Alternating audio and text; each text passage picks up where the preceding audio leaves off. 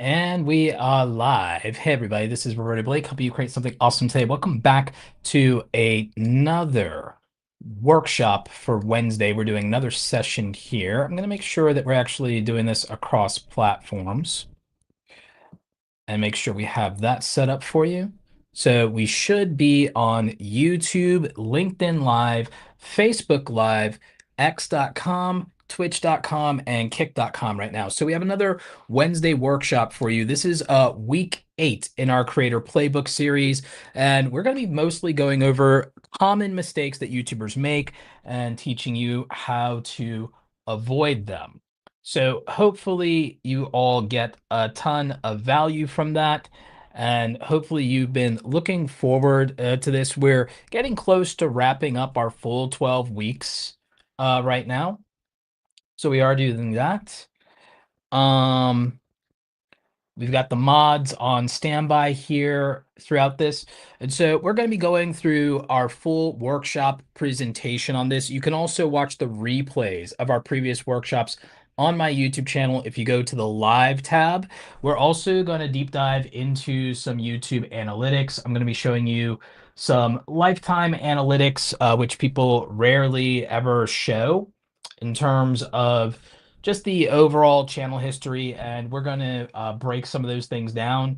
We'll also take a look at um, the analytics of a successful evergreen video and things you would want to know about that and how to make those successfully, since that will play a role in what we'll be talking about today. So we've got a lot of ground to cover. We've got a lot that we're going to be addressing here. I put in 45 different mistakes. So there is a lot to take notes on. And also, shout out to our friends over at 1 of 10. They're going to be sponsoring our YouTube channel reviews as well as a future workshop on content strategy that we're doing. So, thank you to our friends over at 1 of 10. Make sure you're checking them out. We have a link for you there in the chat. We're also going to make sure that if you use code Roberto, they're going to give you 50% off of your account with 1of10.com. So make sure you use code Roberto at checkout. So make sure you're checking that out there.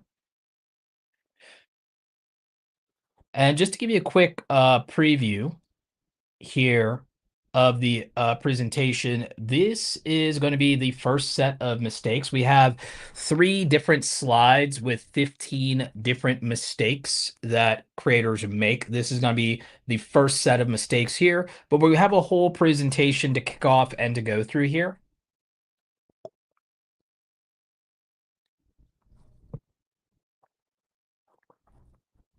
So we have a lot of ground to cover. So one of the first things we're actually going to do is help you set expectations, but I want to remind you that you're going to be able to get the downloads of these. I have to make the link for this live after the workshop finishes tonight. I'll be able to finish the link upload for this. Now, what I want you guys to know is that for every one of our workshops, we have a link over at awesomecreatoracademy.com, www.awesomecreatoracademy.com/week 01, week 02, and so on and so forth. And that's going to help you download the slide presentations for each week. And next week, we will finish week 12, and then we'll be moving into a new workshop series.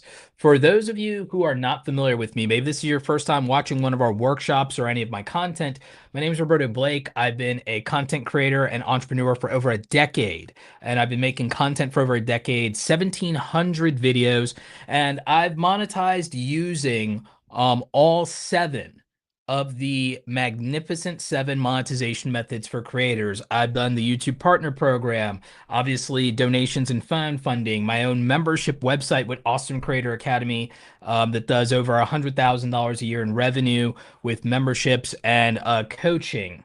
We also have our free Creator Foundations course over there. Over 900 students, I believe, has signed up for that since January. So we have Creator Foundations for free for you guys.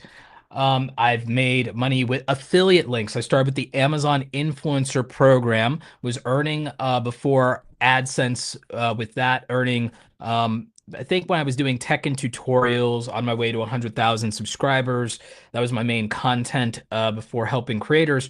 I was doing like 1,200, 1,500 a month with the Amazon influencer program. We used to call it Amazon Associates back then. So that was Amazon's affiliate program. I moved on to software instead of just hardware, and then grew that. It was very successful, and have done hundreds of thousands of dollars with affiliate links for software. So I've done that as well as sponsorships, affiliate marketing, and proof of sales helped me move into very lucrative sponsorship relationships. Been doing over $100,000 a year in sponsorships. It's probably my largest overall income stream, like most content creators. So we have just a history here for you to understand. I've been doing this for a long time. I've been doing it successfully. If you want to know why should I listen to this guy, these would be the reasons. So, how long does it take to succeed? One of the first mistakes that creators make is they underestimate how long it takes to succeed because a lot of people just watch the most popular creators. So, their only exposure is really to popular content creators who go viral and blow up overnight. They're used to content creators that are either a hero or a zero and not much in between.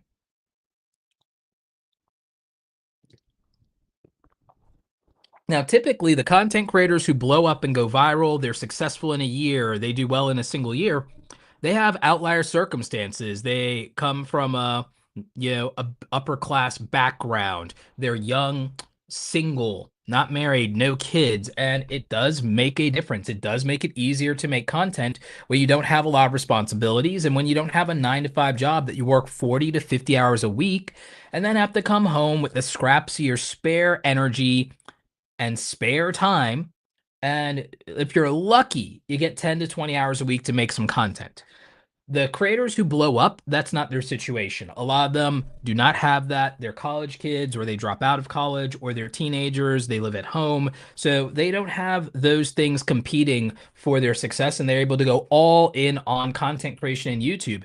You may not be able to do that. You might have the situation of most working class content creators where you are doing this with what little you have. You're doing the best you can with what you have where you are. You might not have a lot of money to invest in this. I've known the secrets behind some people's blow up. Their parents financed the back end of their YouTube channel. I know a guy whose YouTube channel was literally successful because his wife was a successful real estate agent, boss lady, crushing it, making 6 figures. She hated seeing him go to a job he hates. And the only thing he was really passionate about was YouTube. So she financed his YouTube channel, gave him some time to launch it. She took money out of her accounts. She helped him finance his YouTube channel. I believe it was like $30,000. I'm not going to name the creator, but very successful couple actually, because then later when he became successful after I think 2 years of doing this, he ended up making more money than her in the real estate. And he retired her out of that, and then they went on to do content creation. They both became content creators. So guess what? A lot of you, that's not going to be the fortunate circumstance you have. I tell you that story because a lot of you make the mistake of thinking these successful content creators might be all coming from the same circumstances as you. You might be under the mistaken belief that it's a completely even and level playing field. And I'm here to tell you that for a lot of you, it's going to take you 5 to 7 years to get any real traction. And that's not to discourage you, but I want you to understand you are competing sometimes with people who have resources. They have other people's time. They have money to hire folks. They have a lot of emotional or financial support. You may not have those things. So if your journey looks very different and someone else is starting out, you start out with someone at the same time, you don't have the same circumstances just because you're on the same platform and you're in the same niche. So I want you to just understand your journey is your journey. You got to do the best you can with what you have where you are. So So to also give you some clarity and make expectations reasonable, I got these data points from Mario Juice, who was the head of content strategy for Mr. Beast, went on to work with the Stoke twins. So he helped two different channels get to 100 million subscribers before. So Mario Juice is one of the leading experts that I trust in the community. He's one of the people who's absolutely not a fake guru. And I've had the pleasure of meeting him multiple times. And he has this data that he pulled from doing expensive Social Blade reports. So that I didn't have to. And one of the interesting things to note here is that only 3 million creators have 10,000 subscribers on YouTube. And less than 100,000 creators, less than a million creators, less than a million creators have 50,000 subscribers. Less than 600,000 have a silver play button with 100,000 subscribers. Even the United States of America, we only have about 90,000 channels in America speaking English with silver play buttons. So, one, YouTube is not as saturated as you think with quality content because if you're an American, there's less than 100,000 channels with silver play buttons across all the different niches of YouTube. So, there's not nearly enough quality content for you to say, that the market is saturated and there's no space for you. There's space for you if you're going to be that good. The only thing the platform is saturated with is the mediocre majority. If you're going to make low effort, mediocre content, then yes, the platform is saturated with that. If you're going to make high effort, high quality content, the platform is not saturated with that. Not in your language, not in your region, and not in your niche. So, over the last couple of weeks, there are a couple of fundamentals that we always talk about. You've heard of topic, title, thumbnail, and timing before. Usually for me, I coined that, but you rarely hear about themes, attracting your tribe, the talent you need to bring to the table, the total addressable market, the size of the audience that will, relate to your ideas, the transformation that your audience is going to have through your content, triggers, psychological triggers we can use to get clicks, testing as in A/B testing of titles and thumbnails, tracking our data, trust and transparency, testimonials, people who can vouch for us, especially our collaborators, and takeaways that people get when they watch your content, one way or another. So those are things that I think are fundamentals that all creators could be focusing on. Most creators struggle with what to make and understanding their place in the creator community.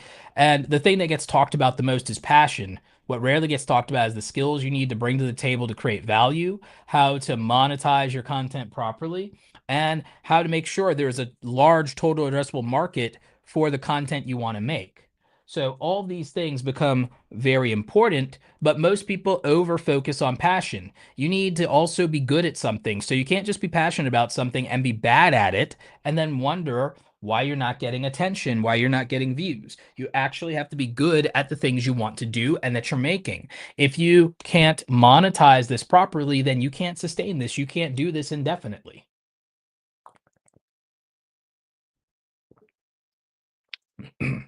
And the thing is, you have to make things people want to watch. You have to make what the market demands. You have to supply that.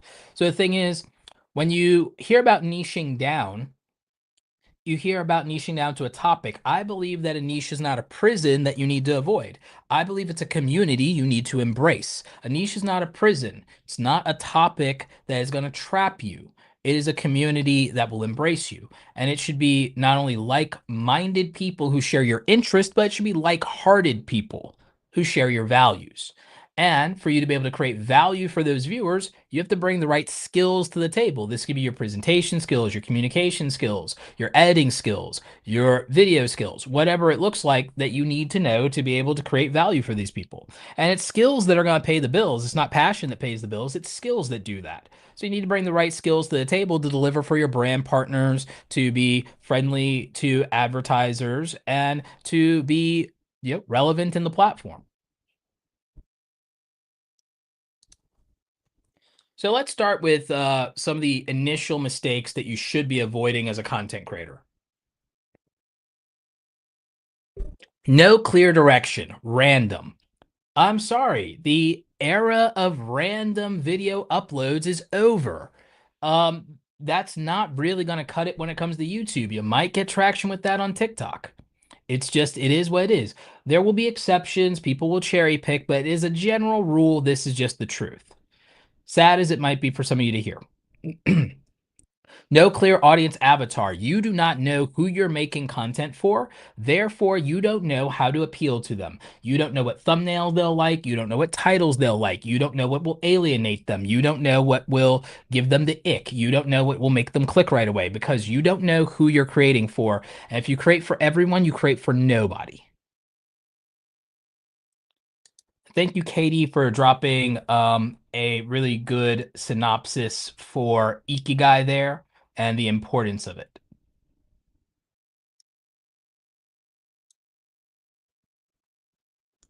So, one of the things that we're looking at is also no clear unique value.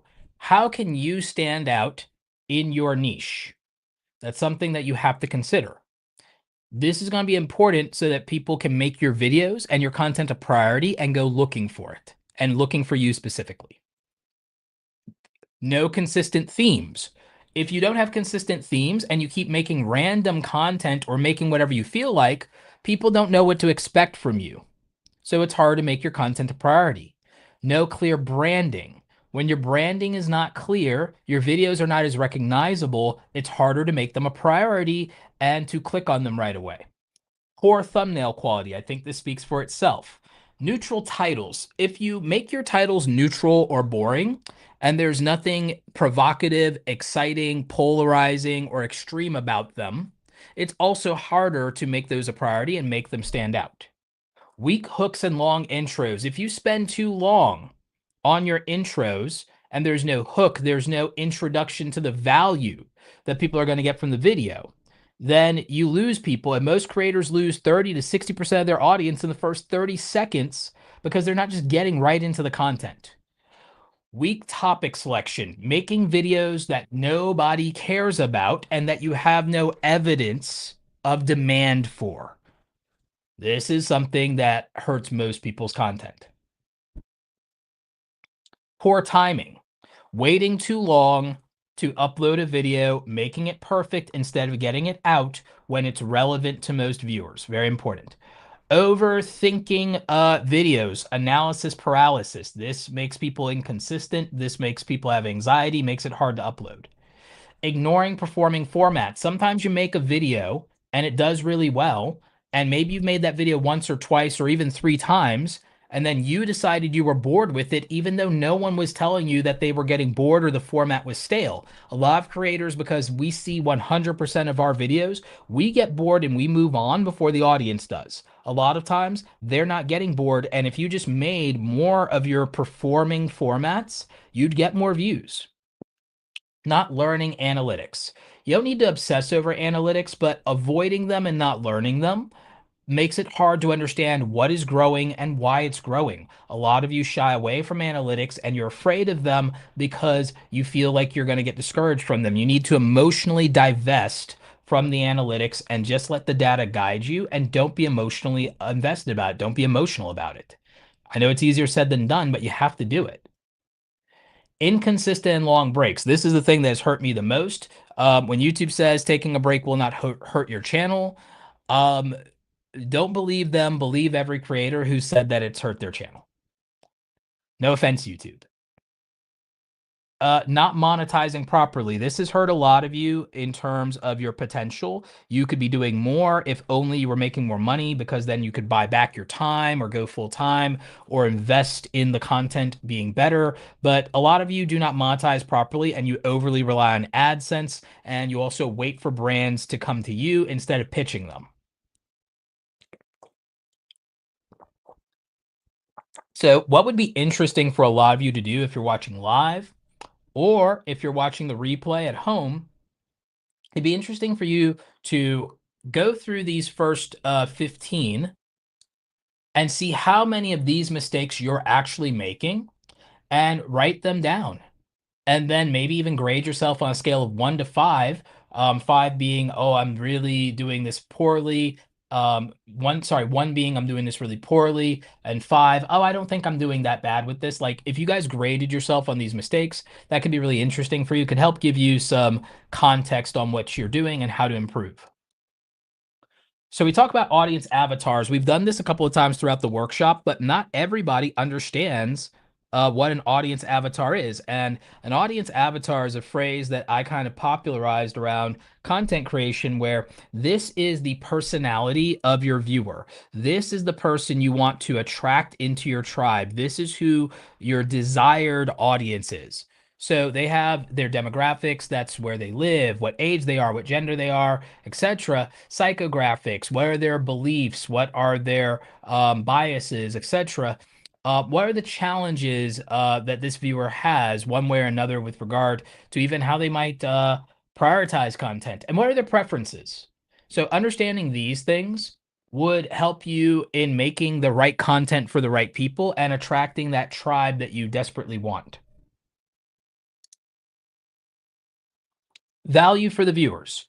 It's impossible to get views without creating value for the viewer. It's not about quality content. We don't know you make quality content. We're judging your video by what we see at a glance. I'll give you an example. This is a book. We judge a book by its cover. We judge it by the upfront value demonstrated in the cover and the back page here. We have no idea what the quality is because we haven't read the book yet. We do not know how to judge the content.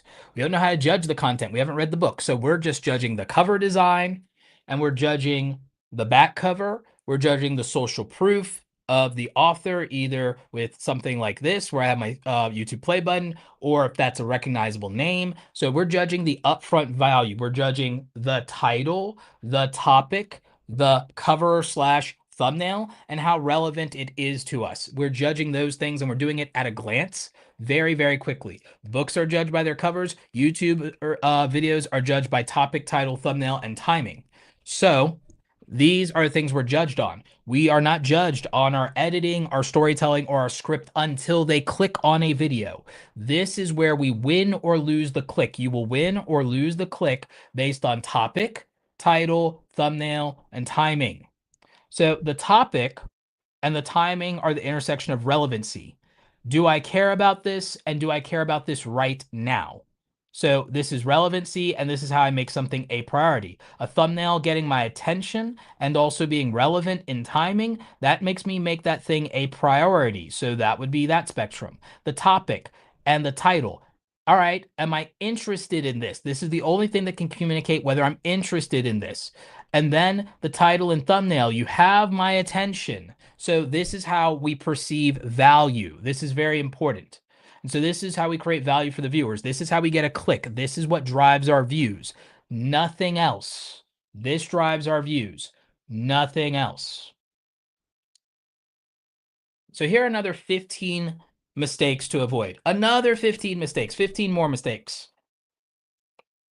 So, confusing name. If your YouTube channel has a name that we cannot spell, we cannot pronounce, and we cannot remember, you're in trouble. And a lot of YouTubers decide they're going to be clever with their name instead of just being clear and making something easy to spell, easy to pronounce, and easy to remember. So those are your 3 rules for a YouTube channel name. They don't make any binge-worthy content. It's just one-off videos, and they have no interconnectivity, and there's no binging. Or they don't make enough content to binge, or it's not long enough to binge. No playlist strategy. The YouTube homepage, if someone referred their channel, if their channel got a shout out, we go to your YouTube page and you don't have channel playlist and you don't have them organized well, then we don't even know where to look for your channel, and we're not going to hunt. We're not going to click over to the videos tab and hunt for this stuff. We want to see it when we go to the channel. So you need a playlist strategy. No gateway content. How can I find your content as a new viewer? What if I'm new to the niche? There's no gateway content. And what if in that content, you're just treating me like I've been here forever? You're making all these inside jokes I can't follow along with. That's really annoying. There needs to be gateway content that is very beginner friendly to people who've never heard of you before, or also new to the niche. So you do need that. No shareable content. You want content to grow and reach new people, make content that is worth sharing. Make content that other people are going to share in their friend group, their text message, or talk about, or that other creators might want to react to. Content where the video quality and production is below the standards of your niche. You don't have to make the best content in the world, but you do have to make videos that at least meet the standards of what we expect from good channels in your niche. It's very important. Good audio usually is the most important thing there. Frequently selfish content. So just making content for yourself, sometimes it's important.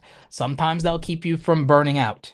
But if you just do that constantly and it's not what the viewers care about and you are derailing the content to talk about yourself or to vent, people are going to tune out. That's going to be an ick for them. That's going to be a no from them. They can watch something else. They can watch a creator that puts them first. Filler uploads, uploading just to upload. While I do believe in making consistent content, I don't believe in uploading just to upload and making something low effort as a throwaway. I think that your videos should be something that create value for your viewers. You shouldn't do filler. Understanding multiple video formats and strengths. Some people think that they can just repurpose their long form into shorts and go viral for no reason. You need to understand and respect every format and understand that every format has its strengths and weaknesses and has value that can offer. Live streams have a different value than short form. Short form has a different value than regular videos. Regular videos have a different value than vertical videos or vertical live streams. So just understand the strengths and weaknesses of each one. Poor or outdated SEO strategies. People thinking they can just throw keywords or use big YouTubers' names and that will always perform for them. They have all these outdated ideas. There are still benefits to SEO. I have several videos that are friendly to SEO and do really well in YouTube search. This is an example of one of them where almost all the views for this video come from YouTube search. However, you don't use outdated SEO tactics, and the external here is Google search. So almost all the traffic here, like a good 90% of the traffic here is search. But again, it's not outdated old strategies that make that work. Too few uploads to launch. You need to make a certain amount of content for YouTube to understand your audience, especially if you're making content that's different. Yes, there are exceptions to the rule where people have made very little content or made one video and gone viral. That happens almost never. You shouldn't be relying on it. Your answer is to launch content and make gateway and binge worthy and shareable content early on and to make back-to-back videos that people want to watch. Consider launching your YouTube channel with a mini series of 3 to 5 videos people could watch. Relying too much on trending topics. If you're like, oh, there's no news, so I have nothing to upload, then your strategy isn't strong enough. Not learning creator skills. A lot of people just go straight into making videos. They treat this like TikTok. They don't think thumbnails and titles are important. Thumbnails and titles are important. This is YouTube. It's not TikTok. You do need skills to pay the bills here. Keyword stuffing, just putting keywords and YouTubers' names into descriptions and into the keyword section or at mentioning them is not going to cut it. You cannot hack your way to an audience. Blaming the algorithm. This is definitely a staple. A lot of times people blame the algorithm instead of auditing that they may have made any of these other 29 mistakes. And we have another 15 mistakes here. I could have made this 60 mistakes that YouTubers make pretty easily, but I felt 45 was going to be good enough. So let's help you with some of your mistakes that you're making with some of the basics. Let's help you have a framework for your thumbnails. We've done a dedicated thumbnail workshop as one of our earlier weeks that you could watch the replay of. But we have a framework in Awesome Creator Academy that we teach called the Vibes Framework. We want our thumbnails to be visually attractive at a glance. We want them to convey an interesting idea at a glance, bold text and color contrast, eye-catching elements, and social proof for status in the thumbnail. If we do these, we can get clicks.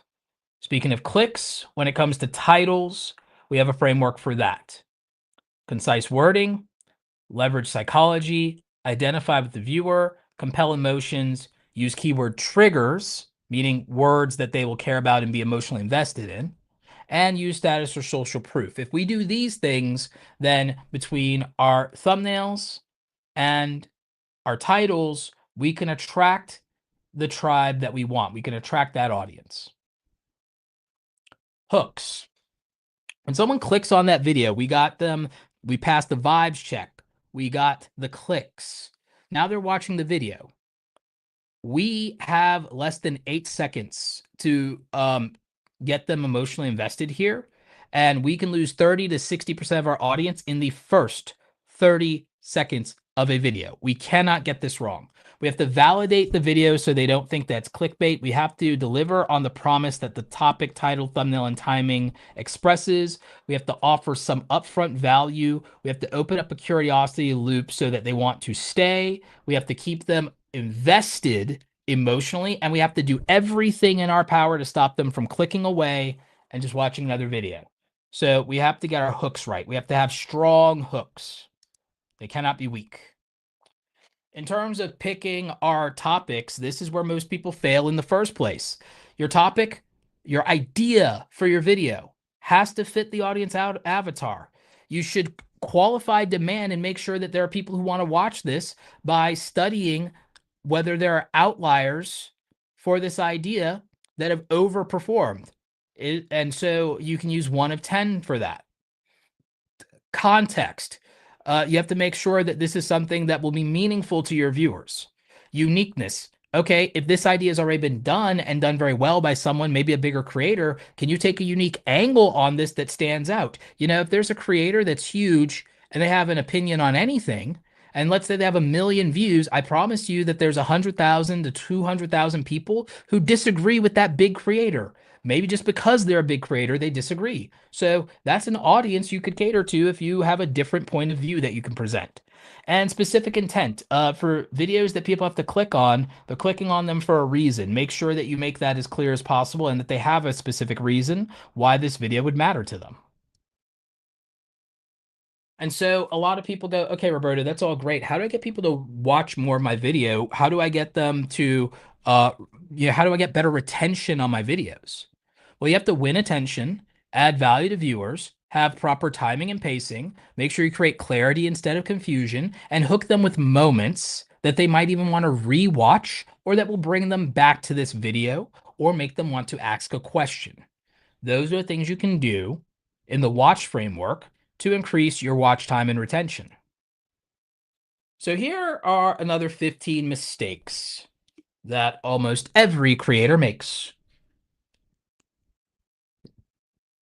at least at some point. They may not pace their videos well. No script or outline to keep you from yapping. You're wasting viewers' time. Over editing the videos, thinking that will save you from bad storytelling or bad production or bad pacing or bad scripting. All the special effects in the world can't save a poorly executed idea. No emotional connection with the audience. You got to get people invested in these videos and invested in you as a creator. No evergreen content. Your content is one and done. It has a short shelf life. This makes it harder for you to grow. Not engaging with the comments. Every time you engage with the comments, that's an opportunity to turn a casual viewer into a loyal subscriber. Code switching on the viewers. It's very hard when your viewers don't know what to expect from you and when you don't bring that same energy or when you flip-flop on your point of view. It's very difficult for those viewers. If you built your channel on being a diehard Apple fan and then Apple does something to annoy you, it's one thing to call them out once in a while. It's another thing to completely abandon Apple and switch over to a competitor after building a loyal Apple audience. You cannot code switch on your viewers. They will abandon you because they'll feel you abandoned them first. Uploading outside of your niche. If you are doing tech videos, we don't need to know your opinion on what Mr. Beast is doing. If you're doing tech videos, we don't need a prank video from you. Do not upload content your viewers are not expecting from you. Too much variety content. If you do too much variety and say, okay, I'll avoid that by saying I'm going to be a variety creator. It doesn't really work well on YouTube. It works well on Twitch, works well on TikTok, but not on YouTube. It makes it too confusing for the audience and they lose focus and they can just move on to something else. Poor new viewer experiences. You might have a loyal audience of people, but you're struggling to grow because maybe it's hard for new viewers to keep up with you. Scale Train Station says, what is over editing? Trying to tighten things up, or Mr. Beast beastifying with all the kinds of transitions? You answered your own question here. It's the Mr. Beastifying things. But also, here's a good stance to editing. Editing should eliminate distractions and add value and context. If you're not eliminating a distraction, like fixing the audio so that there's not distracting air condition or a dog barking, that's a good thing to do. It eliminates a distraction. Making sure that you add context. If you say something, popping up a visual on screen that shows instead of tells, that adds value and context. So you should be subtracting things that distract from viewer enjoyment, and you should add things that give more viewer enjoyment and context that adds value. So that's how you edit properly. If you're adding something for the sake of it being there or because you think it's cool, you are over editing.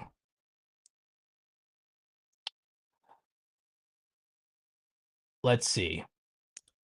Relying on gimmicks.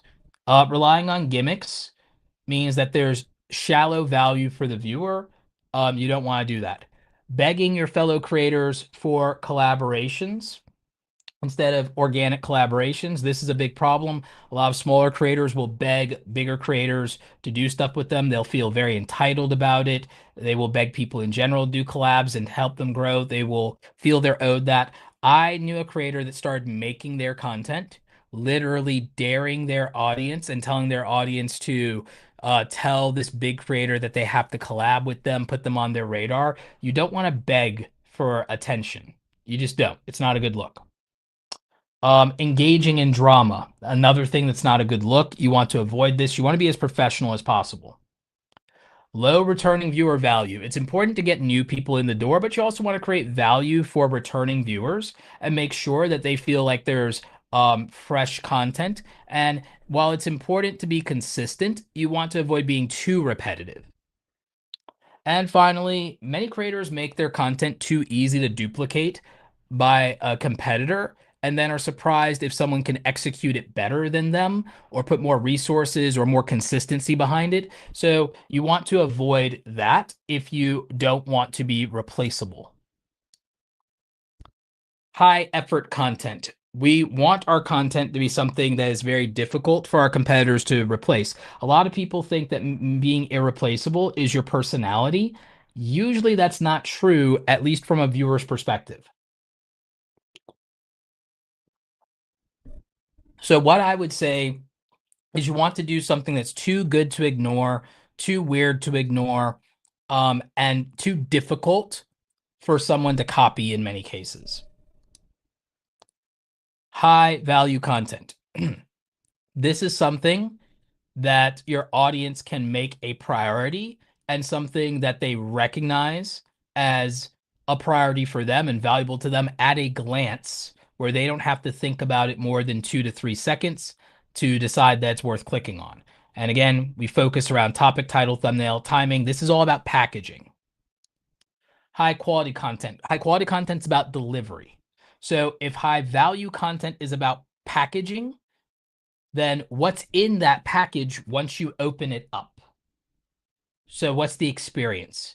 And this comes down to your style, your structure, your storytelling, good production, good audio, aesthetics, all of those things. And those are important because while quality doesn't get you views, it gets you returning viewers and it gets you loyal subscribers and it does help you get brand deals. So quality does matter. I'm not saying it doesn't. I'm just saying it doesn't play a role in your initial views and clicks. High consistency content. So if you deliver high value, high effort, high quality content, keep doing that. make them come back for more, and make sure it's not just about your upload frequency, but that you're giving them more of what they love and that you're giving it to them way that they've come to expect from you. So consistency is not just about frequency. It's about bringing that same energy. It's about creating that same vibe, that same feel, that same experience. And it's about delivering on those expectations and giving them more of what they want. It's the law of supply and demand. And so, in conclusion, just do these things to grow. Have distinct branding so that people recognize your content. Create clear value for the viewer up front. Bring big creator energy. That's your presentation value. That's your packaging. That's how you deliver. That's your consistency. That's how you bring it. Be consistent in your uploads within the threshold of what the niche expectations are. And of course, consistently upload evergreen content that also is growth content. And if you do these things long enough, your channel will thrive. What is long enough? It's not 100 videos. It's usually 500 to 1,000 videos to break through, to get anywhere from 10,000 to 100,000 subscribers. Mr. Beast had to upload 460 videos to get to 10,000 subscribers. You might do better than that and do better than him initially. So just keep that in mind. PewDiePie had to upload 100 videos to get 2,500 subscribers. PewDiePie's first 100 videos, 2,500 subscribers. Mr. Beast's first 100 videos, I think it's 780 subscribers, less than 800. Marquez Brownlee, MKBHD, biggest tech YouTuber. 100 videos, 78 subscribers. So you shouldn't have wild expectations those first 100 uploads. You just have to kind of get through them. But I find that usually it's 500 to 1,000 videos before you're successful, if you are ever successful. So when I say consistent, that's what, when I say do this long enough, that's what that looks like. A good cadence for that is you could find yourself being successful if you do 100 to 150 videos a year. That is a 2 to 3 video a week upload cadence. Um, if that is not something you feel you can keep up with, it might take you longer to succeed, and that's why it takes people 5 to 7 years. So just keep those things in mind.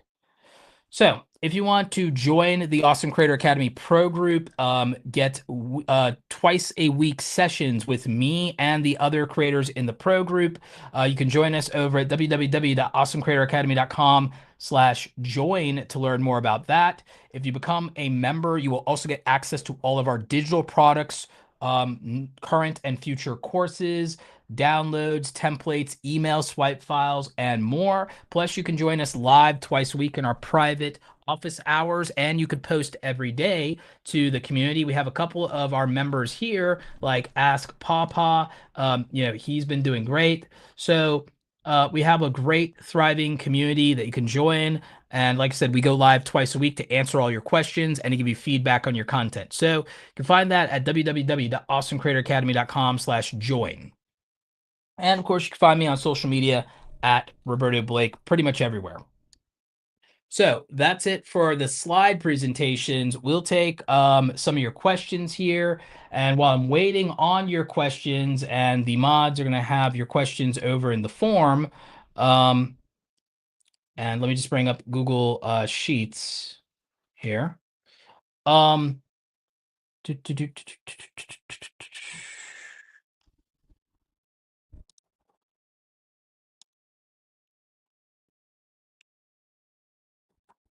Thought I had the current form bookmarked.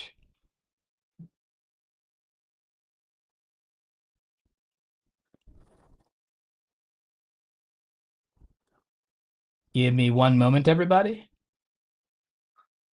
Just need to get to the form for the questions here. Thanks to the mods for keeping up with that. So we answered the question about over editing already, so that's good.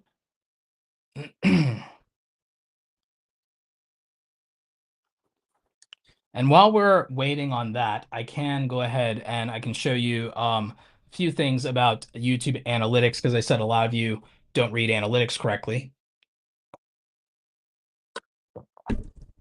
Click-through rates are an average, and you guys are misreading that. So this looks like a good click-through rate, and it is. Don't get it twisted. This is a good click-through rate, but it's not my real click-through rate. My real click-through rate right now for today is 22%. It's almost twice as much. So that's what my current click-through rate is today. What you get to see in YouTube is an average across your click-through rate over time. So your click-through rate is misleading if you just look at it at a glance. It's your average over time. And so that's my high of 22 versus my low of zero point 0.3 or 1.2. So it's your average over time. And so that's important.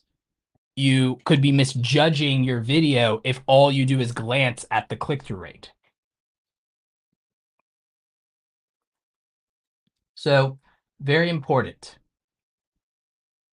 Looking at your audience. Look at this. Most of the watch time and most of the views on this video are from non-subscribers. In this case, 98%.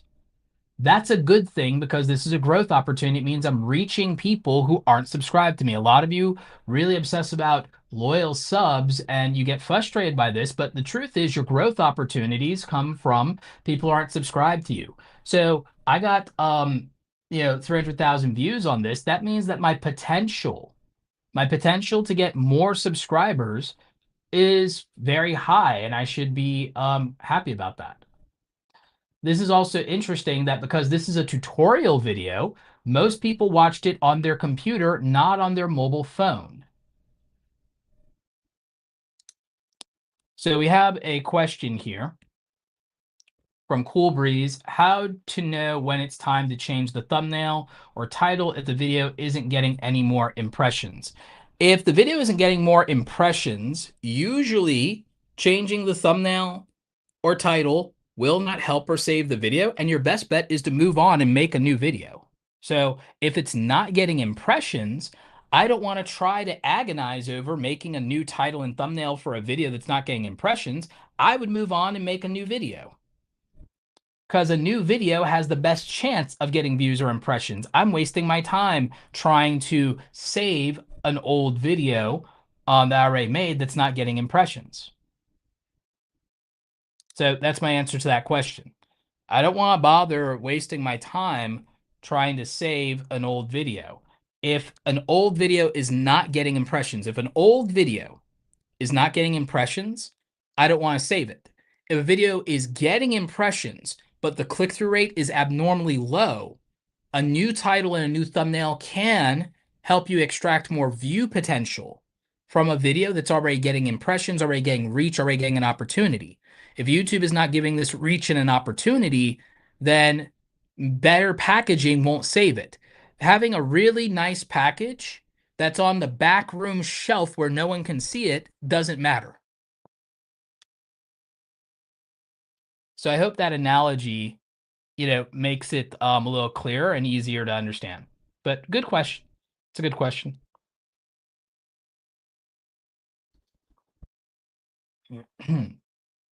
So understanding the audience, this one was overwhelmingly male and it's largely professionals.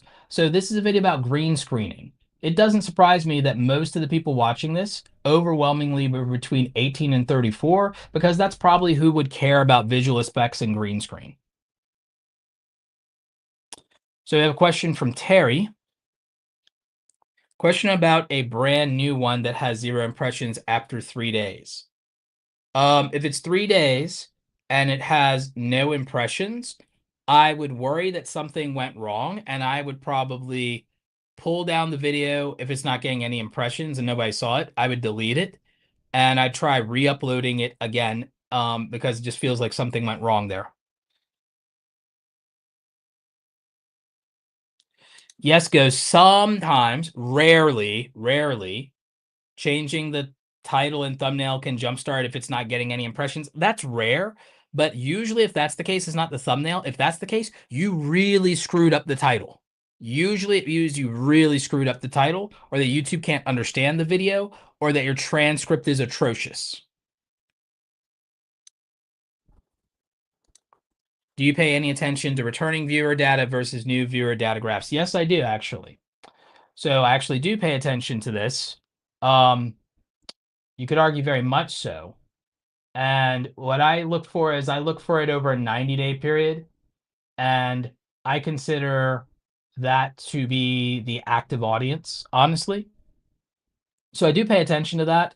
I'm hoping for new viewers. I'd like returning viewers, but I'm really hoping for new viewers. And the reason I'm really hoping for new viewers is because that's an opportunity. So it's more of a growth opportunity. And so I feel like I feel like your unique viewers in a 90-day period is your actual active audience. I feel like this is the actual active audience, and new viewers are an opportunity to grow and to get more subscribers. So that's what I pay attention to there. Um, Returning viewers are nice. It gives you some expectations. You'll also notice a pattern that, in general, I get more new and returning viewers and more opportunities the more consistently I upload. I have not been consistent with uploads. I have been consistent with live streams over the last 90 days, but not uploads. But a combination of uploads and live streams, and if I had no gaps and if I was stronger on that, like making an upload when I'm not live streaming, then I would probably have more than tripled these numbers. So that would be really good, and that just shows you how important consistency is.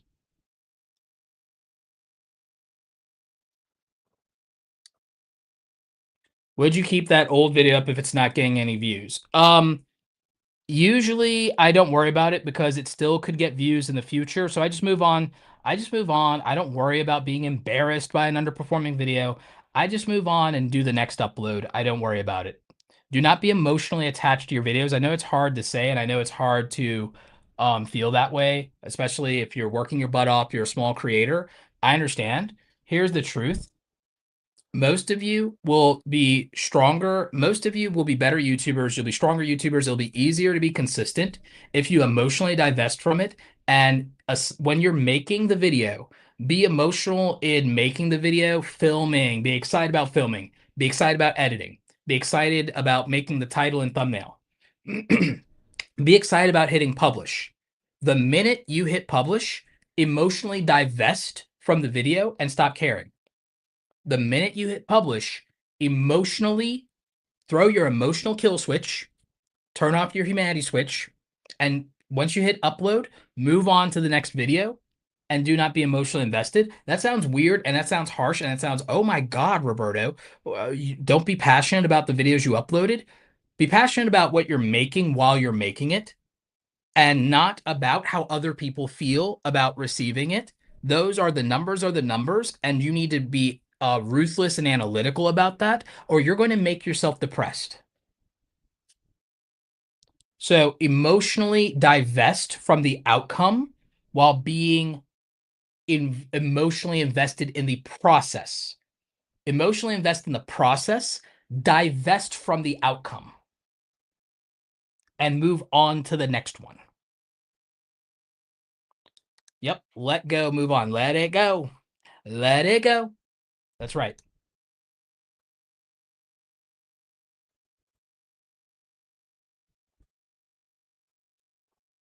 Absolutely.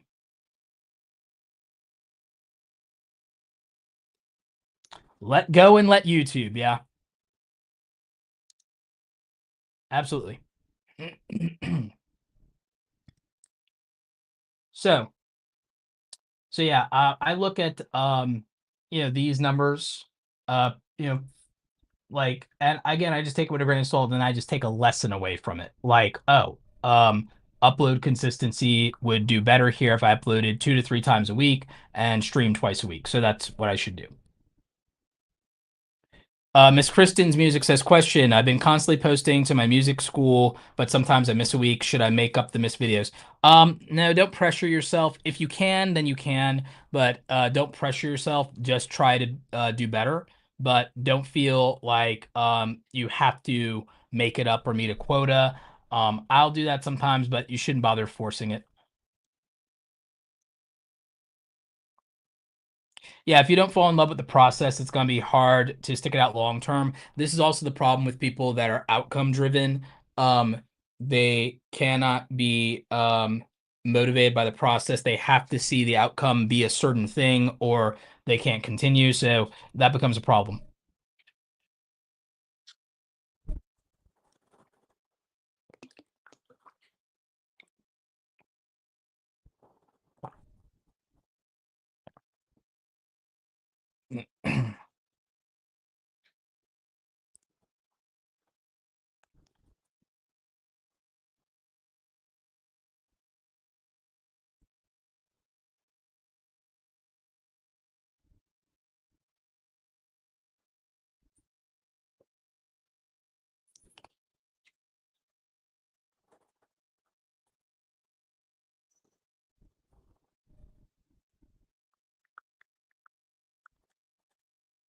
So I have a question that just came through like over on Reddit, believe it or not.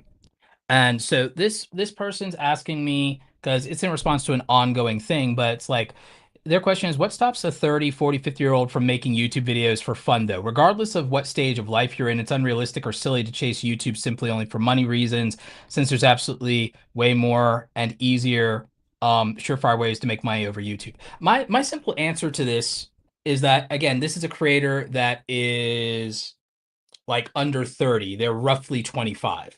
So they're just not, in my opinion, in a stage of life where they get it. Is in general, as you get older, and like if you're in a relationship or you're married or you have children, you have responsibilities, you're a caregiver, you're doing any of those things, setting YouTube aside, you just don't have the time and energy for hobbies a lot of times in general. And if you did, they would come at the expense of time you'd be spending with your family or doing things that you really, really, really need to do to better your health or your career. If you're, for example, I recently turned 40. Um, if I were married, I would not be able to justify doing YouTube for fun at a high quality level of spending 10, 20 hours a week of doing YouTube for fun if it did not make money.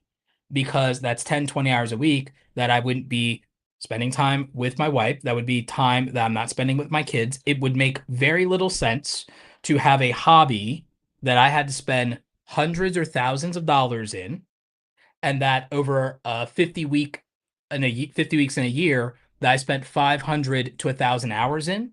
500 to 1,000 hours, and I'm like 40 and I would not be a low wage worker. That's tens of thousands of dollars of opportunity cost of something I could have done productively for the family. And if I wasn't going to spend time making money for the family, then I need to spend time with the family. And outside of that, if you want to do something for yourself, doing something for yourself generally at that age should be something that makes you smarter, makes you fitter, makes you healthier. From my point of view, and this maybe is just my moral framework, I don't think it's justified to have a sunk cost and sunk opportunity cost hobby as a 40-year-old married man. I think if you're a 40-year-old single guy, you can do it. I just don't see the value in that. And I would say that about video games, and a lot of people would be mad at me. I think you can justify a few hours a week, but 10 to 20 hours a week for a hobby that's a sunk cost hobby where that's time, the opportunity cost if you're 40s and you're not a minimum wage worker. Think about it. If you're not a minimum wage worker and you're worth $50 an hour at 40 and you spend 10 hours a week and your value is $50 an hour, then that's $500 a week. There's 50 weeks in a year. That's $25,000 you didn't earn because you wanted to have fun making content for strangers on the internet to praise you, and you didn't go out and make $25,000. You didn't play with your kids. You didn't spend more time with your wife. You didn't spend that time making yourself a better person. You are seeking the validation and attention of people on the internet, making videos for them for free or at a loss. That's not justifiable at that point, at that stage in life, from my point of view. From my point of view. I think that's how you find when that people get divorced. I think you find that that's how people get divorced. I think that's why you will find that content creators that are at 10 million subscribers are mostly, aside from Mark Rober, Roman Atwood, and Casey Neistat, those creators, and Casey Neistat uploads very infrequently now. Mark Rober is divorced, has a kid with special needs, uploads infrequently as well. Roman Atwood's family is now the content, they're family vloggers. So if I use the example of YouTubers over 40 that are big YouTubers over 40, and by that I mean 10 million subscribers. So Roman Atwood's family is involved in it. Casey Neistat pulled back for his family, and Mark Rober did sporadic spectacle content, but also it like you could argue and you could listen to his podcast episodes and interviews. There's a role that that played in the family divorce. So, not to be putting people's business out there, it's just public knowledge though. So, if you look at the one of the main reasons people get divorced in America, not having enough quality time, not spending enough time with the kids, not making room for your spouse, that's a big part of divorce. And also money is a big. So if money and quality time are the two biggest factors in divorce outside of abuse and infidelity, then you could make an argument that if you're at a certain age and you're investing in content to the degree that we talked about, 500 to 1,000 hours in a year, you are and you're not making money at it, you're creating the conditions for a breakdown in your relationship with your family. So that's what I would say. Roberto, how important is it adding shorts to a content strategy? If you add shorts, what kind of publishing schedule would you follow? It would be do it when you can. For the most part, for growth, daily is optimal. 3 times to 5 times a week is optimal for growth. People who have high value but low effort shorts, weird facts, that kind of thing, lore videos, gameplay, etc. They'll do 1 to 3 times a day, and that's for growth. But for upload frequency and cadence in general, it's just whatever you can sustain while meeting the threshold of acceptable quality in your niche and that you're capable of.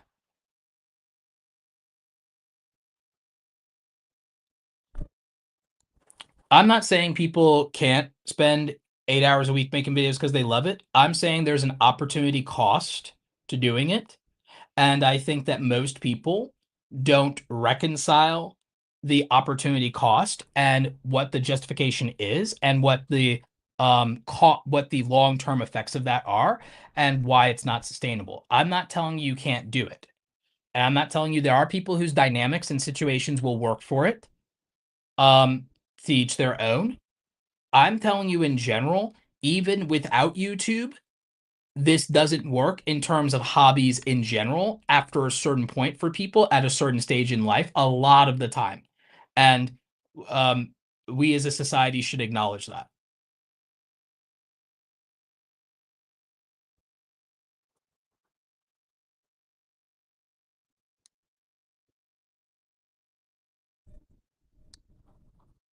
Question: can I use any music in shorts without a claim or strike? Scale Train Station.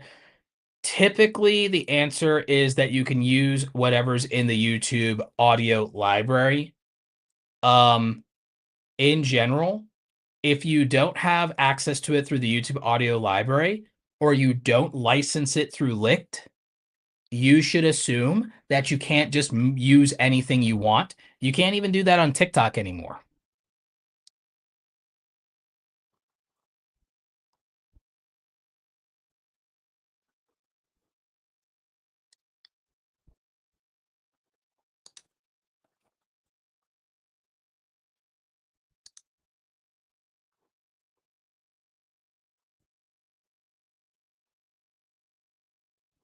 Yeah, Ghost Pirate Entertainment says, I wish I only put 10 to 20 hours a week.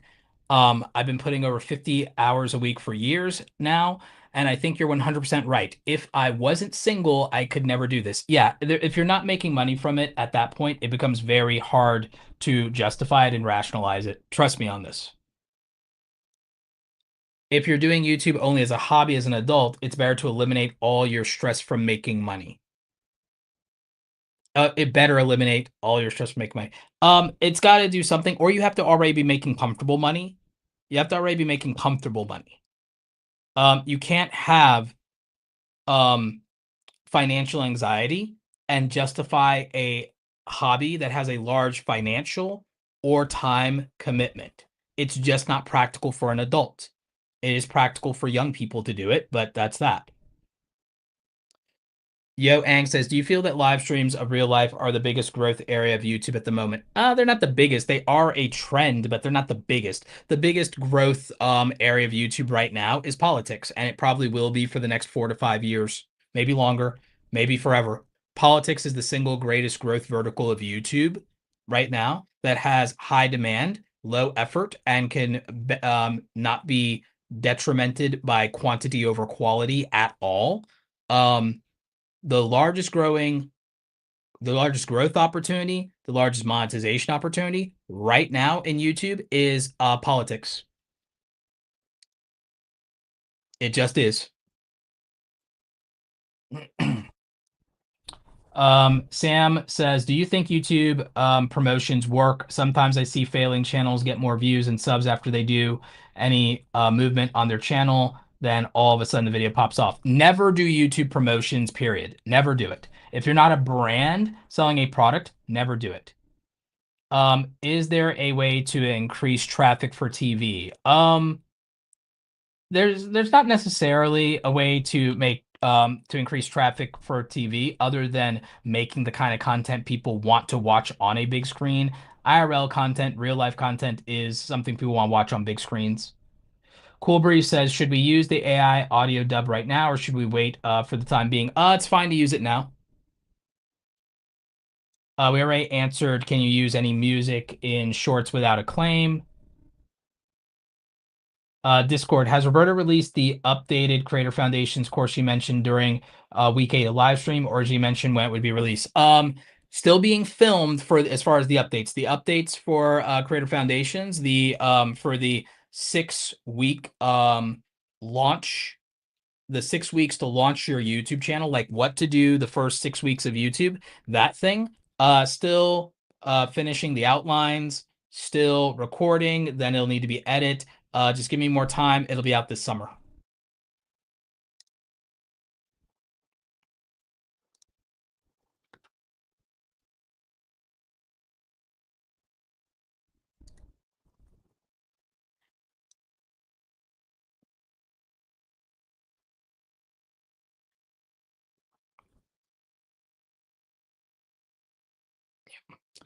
But yeah,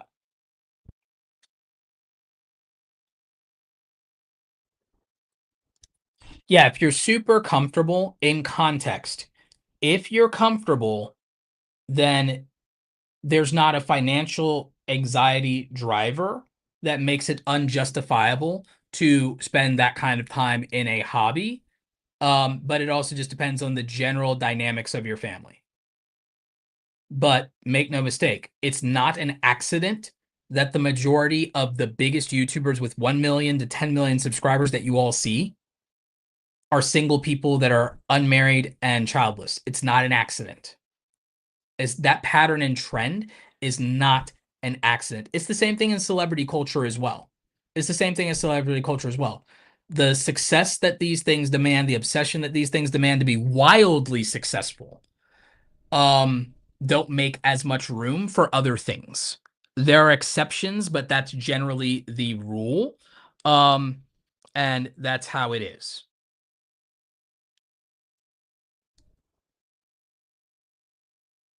I need to find a more positive note to end things on, though. So the thing, I don't have anything against people doing YouTube as a hobby, especially as you get older. I'm just one of the only people I feel is honest and realistic about the opportunity cost. I feel like I'm one of the only people who's honest about the opportunity cost, honest about the dynamics, and honest about the correlation between young creators and outlier success.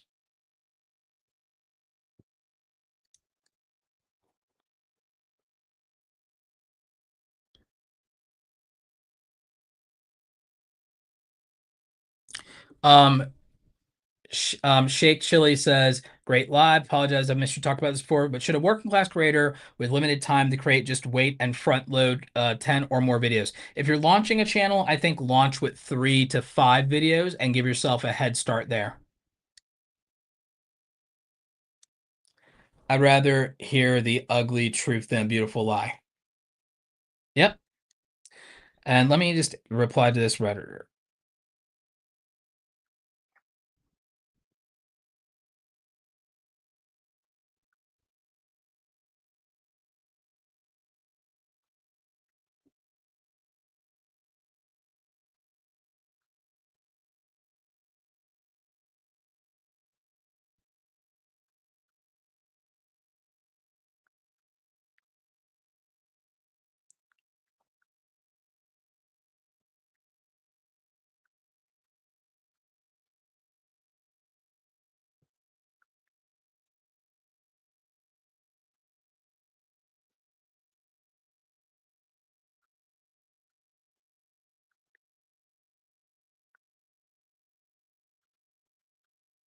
Yep. I mean, think about it. With career divorce rates, if it's hard to stay in a relationship where you are not investing as much quality time, but you are creating the best lifestyle ever, you're making hundreds of thousands or even millions of dollars, and that's not enough to justify, just not enough time with me and the kids, then, and that goes both ways.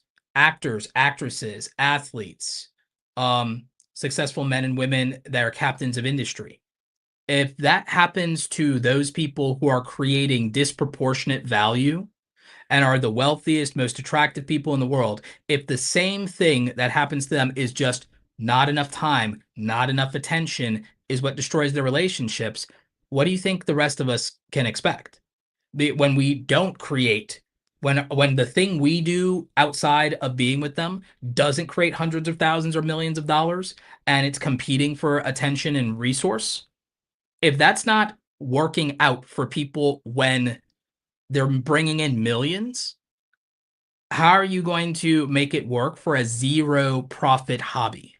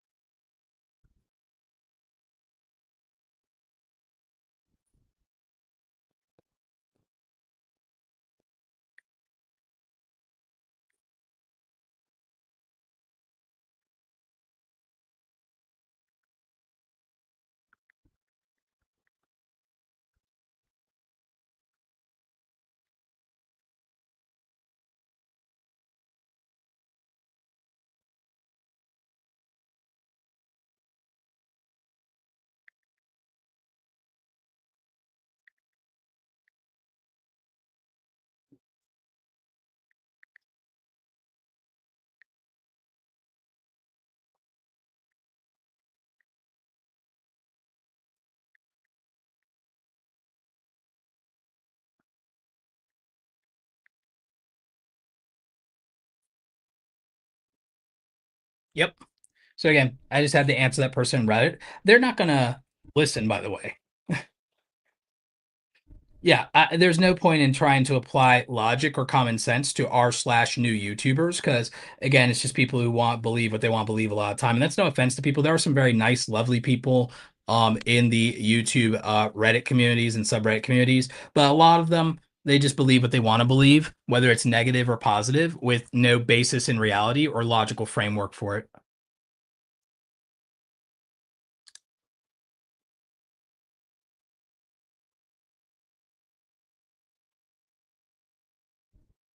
Yeah, if you want to make better thumbnails, these are some of the best fonts for doing it. The bold versions of Bebas New, Poppins, Oswald, Compacta, Open Sans, and Futura. Those are very safe fonts that you can use.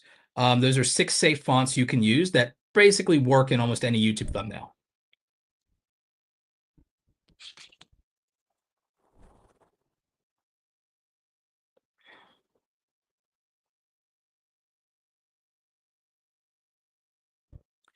Yep.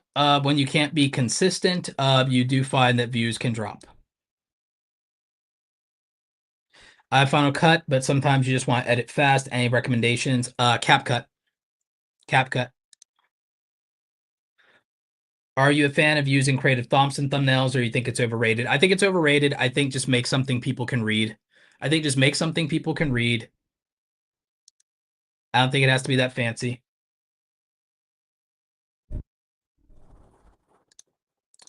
Sabretooth Axe, do you think ASMR is an outlier as far as time required to make videos? Definitely it can be.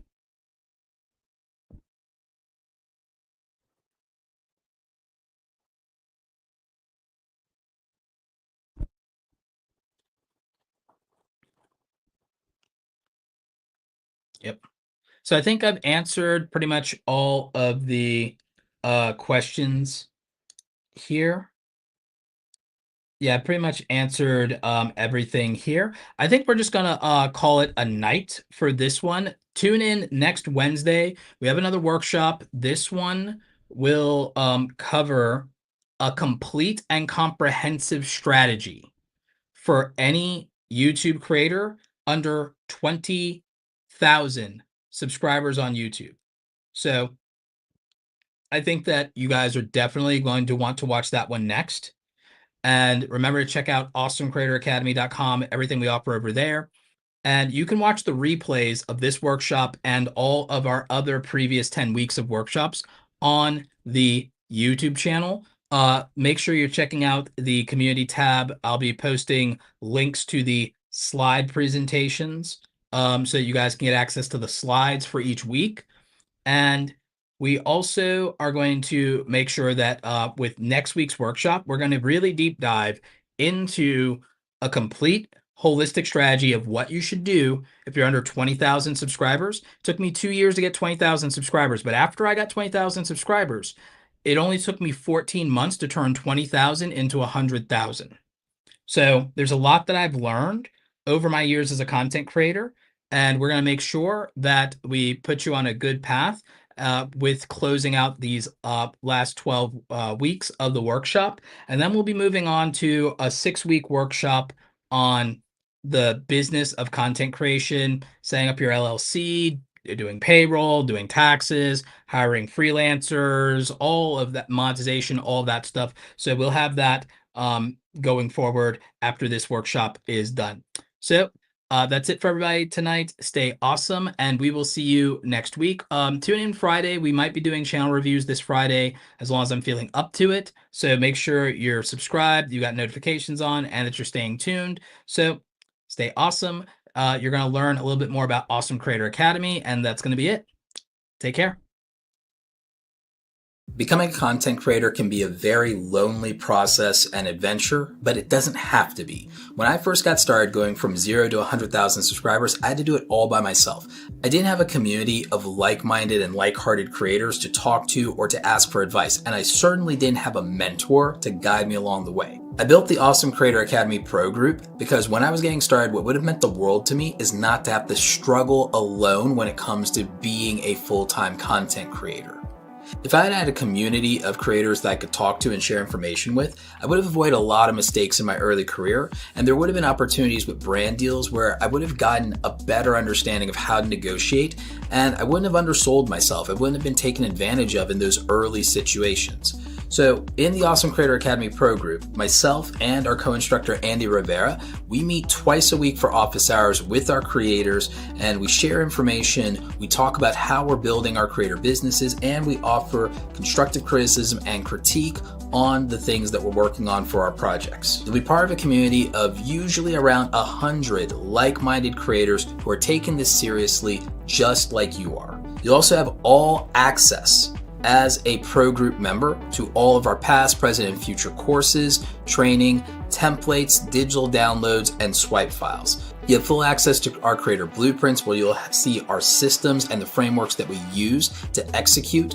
You know, you always fall or rise to the standard of your systems. A lot of people really underestimate how important that is. We have digital download templates that can help you so you don't have to start with a blank canvas. These done for you files are actually incredibly helpful, especially for things like your thumbnails, your media kits, and anything you need for your branding as a content creator to look professional.